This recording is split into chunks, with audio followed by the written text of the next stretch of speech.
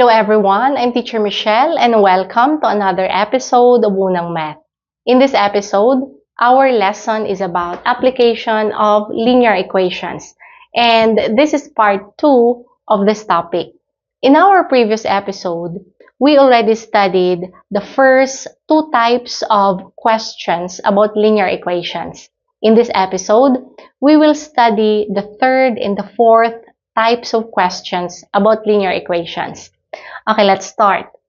In solving worded problems about linear equations, these are the procedures we have to remember.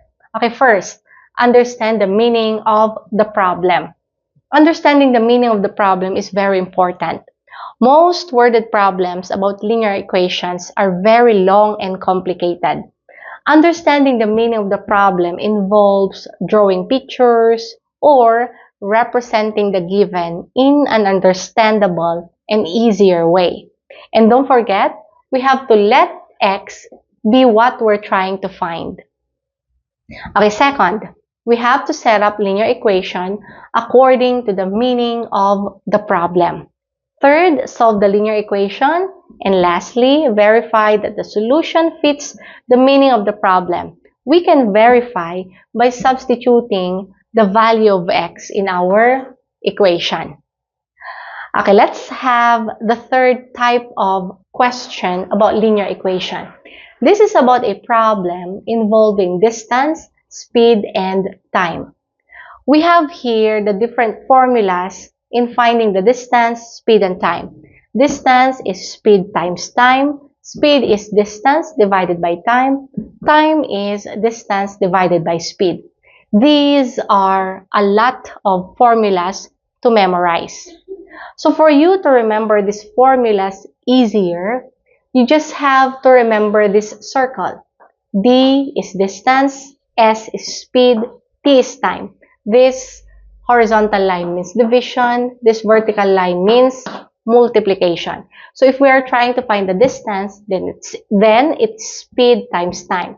If speed, then distance divided by time. If time, then distance divided by speed. This is easier to remember than these formulas. Okay, let's give an example. U rode a bicycle back and forth between his house and market. On the way there, he traveled at a speed of 150 meters per minute. And on the way back, he traveled at a speed of 200 meters per minute, taking a total of 7 minutes. Find the distance between home and the market. So first thing we need to do, we have to understand the problem. Okay, this problem is asking us to find the distance between home and market. So that means distance is x. Okay, let's simplify this problem. U rode a bicycle back and forth between his house and market. So house and market.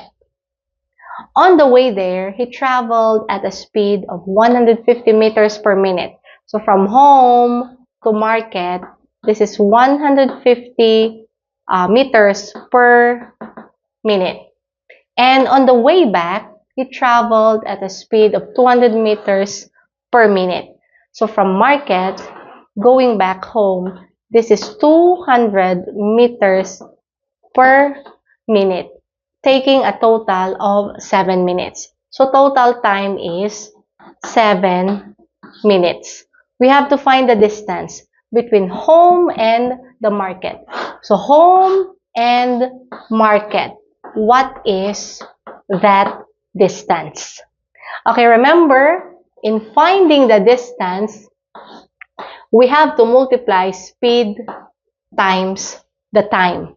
But in our given, or they didn't give the individual time from home to market and market to home. Instead, they gave the total time, which is 7 minutes. So we cannot really use the formula speed times time. Okay, instead, we will use the formula distance divided by speed, because we know that the total time is 7 minutes. Okay, this 7 minutes, this is from home to market and market to home. Okay, this is equal to 7 minutes. Okay, now, distance is x. So x. How about the speed from home to market? This is 150 meters per minute. So x over 150 meters per minute. Okay, plus d is distance. This is x. And speed from market going back home is 200 meters per minute. So here is 200 meters per minute. Okay, this is equal to 7 minutes or the total time. Okay, now this is minute, this is minute, this is also minute. So we can just remove minute here. So we have x over 150 plus x over 200. This is equal to 7. Okay, we have to get the LCM of 150 and 200, or of the denominator, and this is 600. So we have to multiply 600 here. Okay, this is times 600 also, and 7 times 600. Okay, if we will simplify, this is equal to 4x. How about here? If we will simplify, this is equal to 3x. So plus 3x. 7 times 600, this is 4,200. 4x plus 3x, 7x is equal to 4,200. Divide both sides by 7. So x is equal to 4,200 divided by 7. This is 600. Since we are looking for the distance, so this is 600 meters. This is the distance between home and market. Okay, now, let's move on to the fourth type of question about linear equation. And this is about a problem involving deficiency. Okay, when we say deficiency, this concept is about something is enough or something is not enough. Okay, this concept, or in this concept, if we're solving a problem involving deficiency, there are concepts that we have to understand. We have here recipient or receiver and the number of object or person to be distributed. So in problem involving deficiency, we have to let x be the recipient or the receiver. Okay, how about the number of object person to be distributed? Okay, we will establish an equation using the fact that the number of objects to be distributed is the same regardless of the method of distribution. That means the number of objects to be distributed is equal regardless of the method of distribution. Okay, let's give an example. The students are sitting on long chairs in the auditorium. If 4 students sit on one chair, 3 students cannot sit. And if students sit, 3 chairs are left empty, with 5 students left on the last chairs. How many chairs are there? Okay, we have to understand first this problem. So what is the receiver or what is the recipient in this problem? Recipient is chair or the chairs. So that means this is our x. Okay, let's simplify this problem by drawing pictures or representing the given in an understandable way. Okay, students are sitting on long chairs. So we have long chair. If 4 students sit on one chair, so this is now our first condition. Okay, 4 students sit on one chair. So 1, 2, 3, 4. We actually don't know how many chairs. So 1, 2, 3, 4. If 4 students sit on one chair, 3 students cannot sit. So there are 3 students who cannot sit. So that is our first condition. Okay, now, our second condition is if 6 students sit, okay, so this is second, in a long chair, 6 students. 1, 2, 3, 4, 5, 6. Okay, we actually don't know how many chairs are there. 3, 4, 5, 6. Okay, if 6 students sit, 3 chairs are left empty. So there are 3 chairs here left empty, with 5 students left on the last chair. So there's another last chair here. 5 students left. So 1, 2, 3, 4, 5. Okay, how many chairs are there? So we represented, or we made this problem simpler by drawing these illustrations or pictures. Okay, we have to remember our recipient chair. And this condition number 1 and condition number 2, these are equal. Okay, we have to remember 1 and 2 conditions are equal. Okay, let's set up an equation. In our first condition, okay, x is our chair. This is our recipient. So 4 students sit on one chair. So 4 students sit on one chair. So 4x. 3 students cannot sit. So plus 3. These 3 students cannot sit. So we have to add. So plus 3. How about in our second condition? So x is represented by chair, or this is our chair, and 6 students sit. So 6 students sit. 3 chairs are left empty with 5 students left on the last chair. So if we're going to look at this one, so x minus 4, and we have 5 students left. So plus 5. So 6 times x minus 4 plus 5. Okay, we have to remember first condition is equal to our second condition. So we have 4x plus 3 is equal to 6 times x minus 4 plus 5. Okay, let's simplify. So this is 4x plus 3 equals, so this is 6x minus, okay, 24 plus 5. Okay, let's get here. 4x plus 3 equals, okay, negative 24 plus 5, this is equal to negative 19. So that means 6x minus 19. Okay, transpose 6x on the other side, 3 on the right side. So we have 4x minus 6x.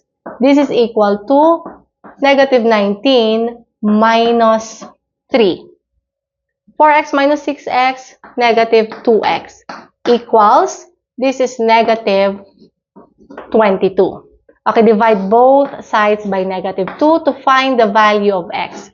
So x is equal to negative 22 divided by negative 2. This is 11. So x is equal to 11. So how many chairs are there? We have 11 chairs. But if the question is asking us how many students are there in the auditorium, we just need to substitute the value of x in our equations. 4x plus 3. So 4 times 11, it's 44. Plus 3, it's 47. So there are 47 students in the auditorium. Okay, now, let's answer this first problem here. Sue went hiking. He walked uphill at a speed of 2 kilometers per hour and downhill at a speed of 3 kilometers per hour on the same path. It took her a total of 2 hours and 30 minutes. What is the distance traveled uphill? So we have to understand first this problem. This problem is asking us to find the distance traveled uphill. So that means distance is x. Okay, let's simplify this problem. So went hiking. He walked uphill. So let's say this is the hill. At a speed of 2 kilometers per hour. Uphill, so that means from this point going up, the speed is 2 kilometers per hour. And downhill at a speed of 3 kilometers per hour on the same path. So on the same path, that means downhill is this way. It's not here, it's on the same path. So this is 3 kilometers per hour.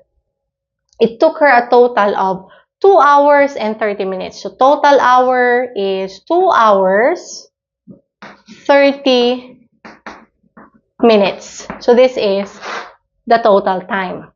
So this question or problem is asking for what is the distance traveled uphill. So we are going to find the distance traveled uphill. So from here until this point, what is this distance? So now we made this problem simpler by drawing this picture. Okay, if we're trying to find the distance, it must be speed times time, or the formula is speed times time.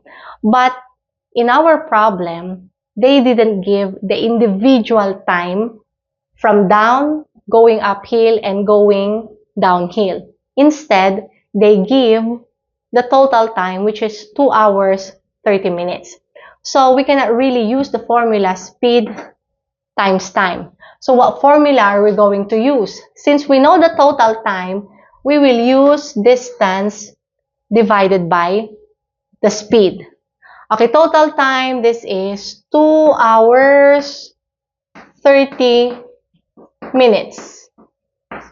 Okay, this is going up and going down the hill. Okay, distance is x. So this is x over, what's the speed? Going up, it's 2 kilometers per hour. So 2 kilometers per hour. Okay, plus, distance is x. Going down or downhill, speed is 3 kilometers per hour. So 3 kilometers per hour. This is 2 hours, 30 minutes. Okay, this is hour, this is hour. So that means we have to make this one also hour. So all the same hour. So this is equal to, okay, we have 5 over 2. So 5 over 2 hours. Since all hours now, we can just remove this one. Okay, so this is x divided by, or x over 2 plus x over 3 equals 5 over 2. Okay, we have to find the LCM of the denominators. And the LCM is 6. So we have to multiply x over 2, x over 3, and 5 over 2 by 6. So 6 times x over 2.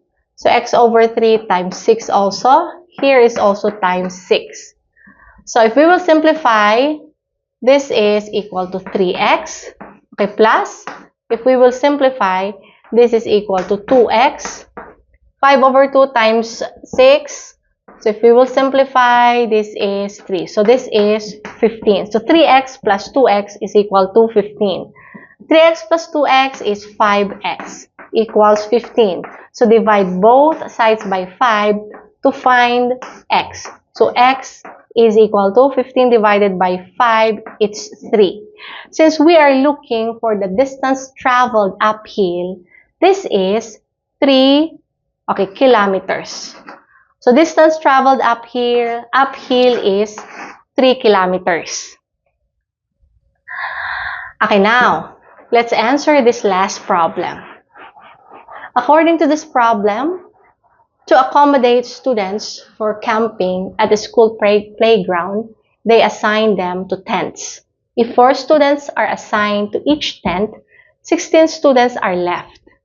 If 6 students are assigned to each tent, the last tent accommodates 2 students and there is 1 completely empty tent remaining. Find the total number of students participating in the camping. This problem is actually very long, so we have to simplify this problem by drawing or representing the given in an understandable way. Okay, this problem is asking us for the total number of students participating in the camping. Okay, first, we have to identify which is our recipient or receiver. So in this problem, our recipient or receiver is tenth. So that means tenth is X. Okay, to accommodate students for camping at the school playground, they assign them to tenths. Okay, so let's say this is a tenth. Okay, first condition is if 4 students are assigned to each tenth, so there are 4 students, 1, 2, 3, 4, 16 students are left. So we actually don't know how many tenths are there. So 1, 2, 3, 4. How many students are left? 16. So we have here 16. So 1, 2, 3, 4, 5, 6, 7, 8, 9, 10, 11, 12, 13, 14, 15, 16. So 16 students are left. So that is our first condition. Okay, second one. So this is first. How about the second condition? If 6 students are assigned to each tenth. So in a tenth, 6 students. So 1, 2, 3, 4, 5, 6. Okay, we actually don't know how many tenths are there. So 1, 2, 3, 4, 5, 6. Okay, if 6 students are assigned to each tenth, the last tenth accommodates 2 students. And there is 1 completely empty tenth remaining. So last tenth accommodates 2 students. So last tenth, there's a tenth here, accommodates 2 students. So 1, 2. And there is 1 completely empty tenth remaining. And there is an empty tenth remaining. Completely empty tenth remaining. So using this illustration, we simplified this very long problem. Okay, now that we know our recipient is tenth, so this is our X. So we can now make our equation, or we can now write our equation. So first condition, so X is tenth. First condition is 4 students are assigned to each tenth. So 4X. And there are 16 students. So here 16 students left. So this is plus 16. So this is our first condition. Okay, what about the second condition? So X is our tenth, and in each tenth, 6 students. Okay, 6 students are assigned to each tenth. And how many tenths remaining? We have 2. So X minus 2. And 2 students, or last tenth accommodates 2 students. So we have to add 2 here. These 2 students. So our second condition is this one. Okay, remember, first and second condition are equal. Okay, so if we will simplify, this is 4X plus 16. This is equal to, okay, 6X minus 12 plus 2. Okay, 4X plus 16. This is equal to 6X, negative 12 plus 2, this is negative 10. Okay, transpose or move this one on this side, 16 on the other side. So 4X, okay, minus 6X, this is equal to negative 10, okay, minus 16. 4X minus 6X, this is equal to negative 2X. So negative 2X is equal to negative 10 minus 16, this is negative 26. Okay, divide both sides by negative 2. Okay, so X here, this is equal to, okay, we have here 36. Negative 26 divided by negative 2, this is equal to 13. So that means there are 13 tenths in that camping, in that school, or in that camping. Okay, since it's asking for the total number of students, okay, we have to substitute the value of X in our equation. So 4X plus 16. So 4 times 13, okay, this is equal to 52. And 52 plus 16, so this is equal to 68. So total number of students participating in the camping, there are 68 students.